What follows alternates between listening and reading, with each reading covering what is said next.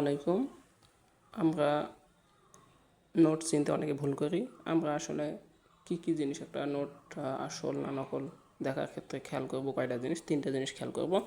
এক নম্বর হচ্ছে এই যে এখানে তিনটে সুতে আছে, এই তিনটে সুতে খেয়াল করব।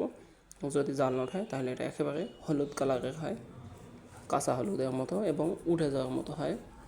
আর এই 500 লেখা যেটা দেখতেছি এটা একটু শ্বেতা দেখা যাচ্ছে, জাল নোটে এটা অনেকটা গাঢ় বা ডিপ থাকে। আর হচ্ছে এই পাশে যে সুতাটা দেখতেছেন কয়েকটা, এই সুতাটা সুপারগুলো আটা জাতীয় জিনিস, এটা দিয়ে লাগানো থাকে উপরে। আর যদি আসল নোটটাতে আপনি হাত দিয়ে দেখেন এখানে খুঁজে পাবেন না, আসলে সুতাটা মনে হবে উপরে, কিন্তু দেখবেন যে এটা না ভিতরের অংশ। আর জাল নোটে আপনি ওটা উপরেই পাবেন।